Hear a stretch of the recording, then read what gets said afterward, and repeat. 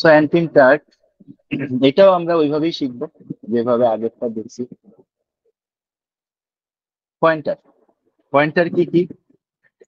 ওই অ্যান্টিন, aversion to being touched or looked at. আমার ছোট মেয়ের একটা কেস আছে, ও খুব অসুস্থ হইলো, তো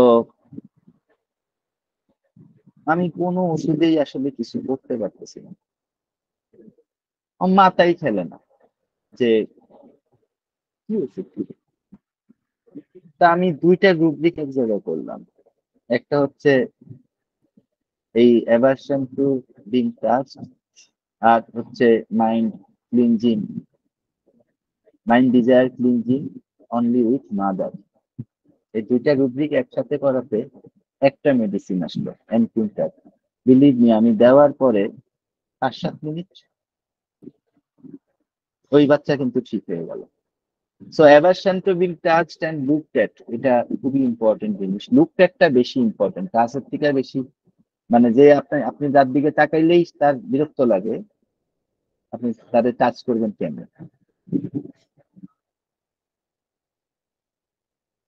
এইটা খুব ইম্পর্টেন্ট ক্লিনিক্যাল সিম্পটম, যে এর ক্লিনজিংটা so severe that even in while unconscious, এই বাচ্চাগুলো যখন নিউমোনিয়া টিউমোনিয়া এই সমস্ত জায়গায় থাকে, তখনই কি করে বাচ্চা করে কি, মায়ের একটা হাত, একটা একটা আঙ্গুল বা মায়ের একটা জামা, ঠিক আছে, সে কিন্তু টাইট করে ধরে রাখে।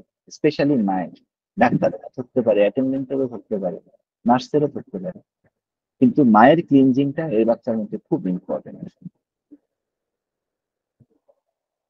কারণ এই বাচ্চা যখন পেটে থাকে তখন মা বলতে থাকে, বাবারে বাবা, তুই ছাড়া কিন্তু আমি, আমার কেউ নাই। তখন বাচ্চা পেটে থেকে উত্তর দেয়, মা তুমি ছাড়াও আমার কেউ নাই। অ্যান্টিন গ্রুপটার মধ্যে কিন্তু মা ব্যাপারটা খুব বেশি, এটা মাথায় রাখবেন। এ কারণে অ্যান্টিন গ্রুপের যদি কোনো কনস্টিটিউশনাল প্রেসক্রিপশন করতে হয়, ওই মায়ের প্রেগনেন্সিতে কি হয়েছিল এই হিস্ট্রি আপনার লাগবেই। ঠিক আছে?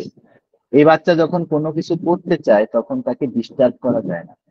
নাক্স, একমাত্র মেডিসিন হচ্ছে সবচেয়ে ইম্পর্টেন্ট এখানে নাক্স। নাক্সেরও এটা আছে, অ্যাভারশন টু বিং ডিস্টার্ব। ঠিক আছে? সবচেয়ে বেশি আছে নাক্সে, অ্যান্টিন টার্টেও কিন্তু আমরা দেখি এটা আছে। ঠিক আছে? এই বাচ্চার মা দীর্ঘদিন তার বাবার বাসায় থাকে, হাজবেন্ড খবর নেয় না। আমি নীলকমল বর্মন স্যারের, এই ইন্ডিয়ান নীলকমল বর্মন স্যারের ক্লিনিকের একটা রুগী আমি দেখছিলাম, ভয়ঙ্কর রকমের পেটের সমস্যা, ভয়ঙ্কর রকমের কাশির সমস্যা। তো বহু ওষুধ দেওয়া হয়েছে, স্যার আমার আদর করে ডাকছে, ডাইকা বলতেছে, তারিখ দেখেন তো এটা কি ঠিক করতে পারা যায়। তো একটা সিমটমই আমি সবচেয়ে ইম্পর্টেন্ট পাইছিলাম এখানে, যে বাচ্চার মা, মানে বাচ্চার বাবা সামনে বসা রাইখা বাথরুমে গেছে, ওয়াশরুমে গেছে, বাচ্চা ওয়াশরুমের মধ্যে ঠাস ঠাস ঠাস ঠাস বাড়ি দিতেছে। তখন আমি ওর মা যখন বাসায় বাইরে আসলো, আমি বললাম, আপনি যখন বাসায় ছিলেন প্রেগনেন্সিতে তখন কি আপনি অনেক লোনলি ছিলেন? কয়, স্যার ওর বাবার সাথে তো আমার 4 মাস দেখাই হয়। তো আমরা ওইখানে অ্যান্টিন টার্ক প্রেসক্রিপশন করছিলাম, যদি সব স্টমাক সিমটম অনেক বেশি ছিল। তো এই হচ্ছে এক্সট্রিম ইনসিক, আমি কেস বলি আর কি মাঝে মাঝে, যাতে আপনারা আপনাদের চোখের সামনে জিনিসটা ক্লিয়ার থাকে। তো জিনিসটা ওকে, বুঝলাম না ভালো করে স্যার, মানে ওই বাচ্চার সাথে কি সম্পর্ক হলো? আচ্ছা এটা আমরা পরে বলবো না, আমরা ক্লাসটা শেষ করি তারপরে বলবো না। ঠিক আছে? তারপরে হচ্ছে যে ডাক্তারের চেম্বারে নিয়ে যাবেন, এই বাচ্চা আপনাকে ছুঁইতে দিবে না, কারণ strong fear of being touched. এই স্ট্রং ফিয়ার অফ বিং টাচটা কোত্থেকে আসে, আমি তখন একটু আগে অ্যান্টিমনি বলছি, এই জায়গা থেকেই আসে। পুরো অ্যান্টিমনি গ্রুপের মধ্যেই এটা আছে, strong fear of being touched. ঠিক আছে? তাহলে কি আপনাকে ডাক্তারি পরীক্ষা করবে, বাচ্চার একটু ইনজেকশন দিতে চাইবে, বা বাচ্চার ওজন কমাতে দিবে না, অসম্ভব। হ্যাঁ, মায়ের কোলে থাকলে দিবে, কিন্তু তার গায়ের মধ্যে আপনি ইনজেকশন ঢুকিয়ে দিবেন, এটা সে করতে দিবে না। কে করতে দিবে না? আর কে করতে দিবে না? আর্নিকা করতে দিবে না। ওকে, ফিজিক্যাল সিমটমে যাই। যত অসুস্থ হতে থাকবে বাচ্চা তত ঘুমের দিকে চলে যেতে থাকবে। এটা হচ্ছে একদম ট্রু ক্লিনিক্যাল সিমটম। অ্যান্টিম টার্টের মানুষ, বাচ্চা, বুড়া, যাই হোক ধরেন, যত অসুস্থ হবে তত কি হবে? ঘুমের দিকে চলে যাবে। ঠিক আছে? হ্যাঁ। এর এর আরেকটা জিনিস থাকবে। এর আরেকটা জিনিস যেটা থাকবে, এটা হচ্ছে এর অনেক রোগের সাথে আপনি থার্ডনেস পাবেন আর পালসিটি লাগবে। হুম। ড্রিঙ্ক লিটল, হয় থার্ডনেস পাবেন, নতুবা কি পাবেন? ড্রিঙ্ক লিটল মানে খুব অল্প অল্প করে পানি খায় কিন্তু ভালোই পানি খায়। তা আপনি যখন শুনবেন অল্প অল্প পানি খায়, আপনি মনে করবেন থার্ডনেস। এটা শুনবেন না অফেন, আমরা তো রুগীকে কথাই বলতে দিই। Thirstiness is many forms, drink little and often. Antim ক্রুডের মহারাজ মনির ভাই প্র্যাকটিক্যাল আমাদের গ্রুপে ইয়া দিছে আজকে অ্যান্টিম টার্ট। আমি কি করতাম?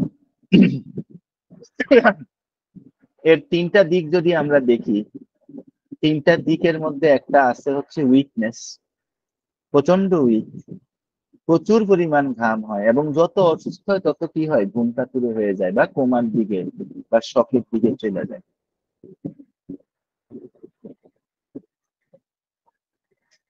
এর পালমোনারি সমস্যা মানে ফুসফুসের সমস্যা, সরি, এর পালমোনারি সমস্যা বা কার্ডিয়াক সমস্যা হইলে কি কি সমস্যা হয়? শ্বাসকষ্ট হয়, শরীরটা নীল হয়ে যায়, বা রোগী কোথায় চলে যায়? শকে চলে যায়। আমি শক কাকে বলে টিপস এর মধ্যে দিছি, আপনারা টিপসটা দেখে নিয়ে শক জিনিসটা কিভাবে হয় অনেক আগেই দিছি, যাতে আমি ক্লাসে বললে বুঝাইতে পারি। So pulmonary and cardiac decomposition characterized by dyspnea, dyspnea, শ্বাস নিতে কষ্ট হয়, সায়ানোসিস হয় যখন হার্টের সমস্যা হয় বা ফুসফুসের সমস্যা হয়, এবং কি হয়? ঠিক আছে, শকে চলে যায়। এরপরে কি বলতেছে?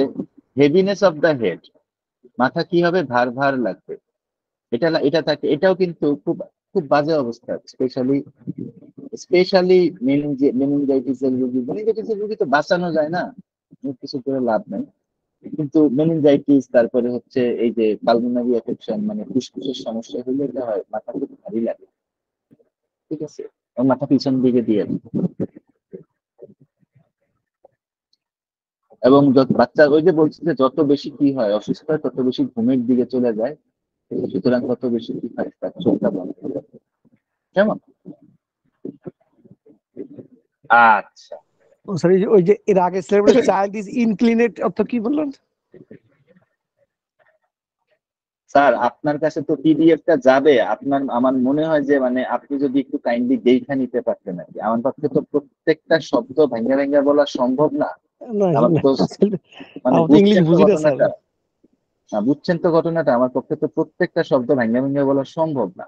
মানে তাইলে তো ধরেন না, মোটামুটি এটাতে আজকে অনেক, মানে আমার তো আপনাদেরকে প্রশ্ন করার সময় দিতে হবে। রাত্র বাজে মানে 10:30, রাইতে এগুলো আবার অনুবাদ করে মানুষের দিলে ভালো অফিস হতো আছে। স্যার, অনুবাদ আমি করে কিন্তু দিলে ভালো হতো। অনুবাদই করে দিচ্ছি, আপনি খেয়াল করে দেখেন, আমি অনুবাদই করে দিচ্ছি। হুম, আমি আমি আমাকে অনেক, আমি আজকে আমার এখানে 53 জন আছে, তো আমি যদি বাংলায় ক্লাসটা নিতাম আমার এখানে 200 লোক থাকবে। কিন্তু আসলে আমি সেটা চাই না। আমি মেডিকেল সায়েন্স বাংলায় পড়াবো না। এটা কারা কারা যারা যারা পড়াচ্ছে তারা পড়াচ্ছে, কিন্তু আমি পড়াবো না। আমি এত বড় বুক আমি করবো না। আমি কিন্তু প্রত্যেকটা লাইনে অনুবাদ করে দিচ্ছি। আপনি যদি এখানে যারা আছে তাদের কাছ থেকে পরে জিজ্ঞাসা করে নিতে পারেন, আমি আপনাকে বলতেছি না কিন্তু, আপনি খেয়াল করেন। Conjunctivitis resulting from catarrhal upper respiratory tract infection or during pneumonia. তাইলে কি হলো? কনজাংটিভাইটিস মানে কি? কনজাংটিভা মানে হচ্ছে চোখের সাদা অংশটা, এই জায়গাটা যদি লাল হয়ে যায়, ইনফ্লামেশন হলে কি হবে? আইটিস মানে ইনফ্লামেশন। তাহলে চোখের সাদা অংশটা যদি লাল হয়ে যায় তখন কি হবে? এটা কোত্থেকে হবে? Upper respiratory tract, larynx trachea যেখানে শেষ হয়েছে, ওই জায়গা থেকে নাক পর্যন্ত যে জায়গাটুকু, এই জায়গাটাতে যদি ঠান্ডা ঠান্ডা লাগে, এখানে সমস্যার সাথে কনজাংটিভাইটিস থাকলে এটা অ্যান্টিনটার মোটামুটি স্পেসিফিক। অথবা নিউমোনিয়া থেকে যদি তার চোখ লাল হয়ে যায়, সেখানে কিন্তু অ্যান্টিনটার স্পেসিফিক। বুঝছেন সিরাজ ভাই? এবার জি বুঝছেন? স্যার বুঝছি। এই ছবিটা থাকলে ভালো হতো স্যার। আচ্ছা, এটা আইসিইউ সিমটম। এটা হচ্ছে আইসিইউ সিমটম। এটা শুধুমাত্র আপনারা ভালো পাবেন আইসিইউতে। এই আইসিইউতে এই সিমটমের দুইটা মেডিসিন আছে, একটা হচ্ছে অ্যান্টিনটার, একটা হচ্ছে লাইকোজোডিয়াম। নাকের যে ফুলা অংশটা আছে, অ্যালানাসিটা আছে, এটা একবার নামবে একবার উঠবে। এটা আইসিইউতে খুব ভালো বোঝা যায়। আর রুগীটা থাইমা থাকে তো, মরার মতো পড়ে থাকে তো। আইসিইউতে কিন্তু অ্যান্টিনটার অনেক বড় মেডিসিন, অ্যান্টিনটার লাইকোপোডিয়াম অনেক বড় মেডিসিন, অনেক বড় মেডিসিন। ঠিক আছে, কিউবিউটা আরো আরো মানে 5-10টা মেডিসিন আছে অলমোস্ট আইসিইউ মেডিসিন। আমরা বলি আর্নিকা, ব্যাকটেরিয়া, পাইরোজেনিয়া, ঠিক আছে, লিথিয়াম কার্বোমিথাম, হোয়াট এভার, কার্বোবেস। কার্বোবেস থেকে কার্বো অ্যামিনোলেজ বেশি লাগে। আচ্ছা, fan like motion of the alae nasi. নাকটা কিভাবে উঠবে নামবে? কাদের? নিউনেট 28 দিনের বাচ্চাদের যদি নিউমোনিয়া হয়, তাহলে আসলে আমরা বাচ্চাদের মধ্যে এই সিমটমটা পাবো। ঠিক আছে, এই সিমটমটা পাবো। এটা তো আসলে আমি আমার বাবার মধ্যেও পাইছিলাম, ওষুধও দিছিলাম, কিন্তু কিছু করতে তো পারি। এত আইসিইউ রোগী আমার হাত দিয়ে বাড়িল, খালি আমার বাপে বাড়িল না। ঠিক আছে, কোল্ড পারস্পাইরেশন অফ দ্য ফেস, মুখের মধ্যে যে ঘামটা আসবে, এটা কি হবে? ঠান্ডা ঠান্ডা ঘাম আসবে। ঠিক আছে, মুখের যে ঘামটা থাকবে, এটা ঠান্ডা ঠান্ডা ঘাম থাকবে। টান তো আমরা জানি, ইনটেন্ডন টান, ন্যাপ টান, মাক্সেলের মতো চারদিকে ধার ধার করা থাকবে, আর উপরে থাকবে ন্যাপটা নিউরোটিকামের মতো, গুগলের মতো থাকবে। ঠিক আছে, ন্যাপ থাকবে। ঠিক আছে, টনসিলাইটিস উইথ ডিফিকাল্ট পেইন। আমি আসলে টনসিলাইটিসে অ্যান্টি ইনফ্লুয়েন্ট ব্যবহার করি না, to be very honest with you.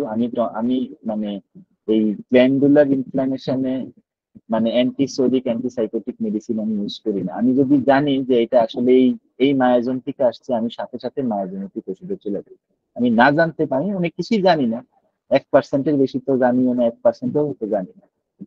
যতটুকু আমি জানি, আমি যদি জানি যে এটা এই মায়াজম থেকে আসছে, আমি 1 সেকেন্ডও দেরি করি না। ওইখানে কি মেডিসিন ইন্ডিকেট করতেছে আমার টাইম নেই, আমি সরাসরি মায়াজমেটিক দিতে যাবো। ঠিক আছে, tonsillitis with difficult and painful swallowing, ঠিক আছে, আমি কখনো ইউজ করি না। ঠিক আছে, এটাও ওই হয় কমপ্লিটলি থাকলে, যে আমরা আগে বলছি ড্রিঙ্ক লিক্সেসর অফেন, হয় একদমই পিপাসা থাকবে না, অথবা কি করবে, অল্প অল্প করে বারে বারে পানি খাবে। ঠিক আছে, নিউবর্ন বাচ্চাদের, এটাও আইসিইউ সিমটম, নিউবর্ন বাচ্চাদের যদি ভয়াবহ রকমের হেঁচকি হয়, ঠিক আছে, নিউনেটালদের বা 1 মাস 2 মাস বয়স হয়েছে, মায়ের দুধ খাইতেছে, পেল্লা হেঁচকি হইতেছে, তখন কি করতে হবে? মাকে দিতে হবে কি? মাকে দিতে হবে একটু সৌদিক একটা মেডিসিন, আর একটু দিতে হবে একটু ল্যাকটিন। ঠিক আছে, যে কোনো ধরনের দুধ খাওয়ার পরে যদি বুক জ্বলে এবং ঢেকুরের সাথে যদি ওই জলা ভাবটা যদি গলা পর্যন্ত ছড়ায়া যায়, ওয়াটার ব্রাশ আমরা যেটাকে বলি, অ্যান্টিমটাট অলমোস্ট স্পেসিফিক। ঠিক আছে, বাচ্চা অসুস্থ অবস্থায় বাচ্চারা যতই করবেন যে তুমি বাবা তুমি খাও, তুমি তো খাও, বাচ্চা ততই শ্বাসকষ্ট বাড়তে থাকবে, ততই বমি বমি ভাব বাড়তে থাকবে। ঠিক আছে, হ্যাঁ, মানে খাবার দেখতে পছন্দ করবেন। এটা কিন্তু বুড়া মানুষদের আমি দেখছি। কি স্যার, এটা আমি বুড়া মানুষদেরও দেখছি। এটা খুব ইম্পর্টেন্ট, পানি খেয়ে আমি তারপর এটা বুঝাই দেখছি।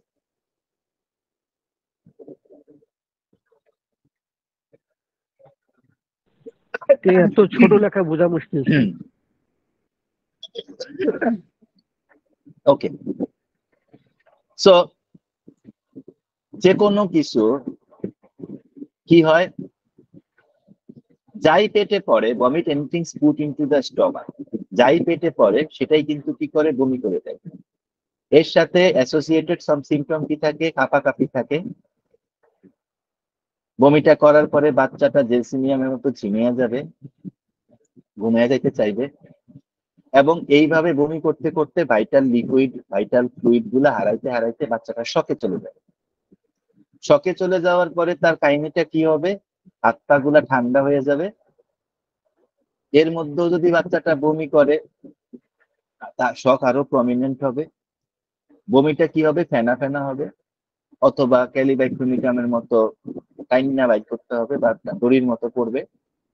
ঠিক আছে, কিন্তু প্রচুর পরিমাণে হবে। মিউকাস মানে বমির মধ্যে মিউকাস যে অংশটা, মিউকাস গুলা আমরা যেটাকে বলি, মিউকাস কি বলি, শ্লেষা যেটাকে বলি, এটা কিন্তু খুব কম থাকবে। এই হচ্ছে এই সিমটমটার অর্থ। বড়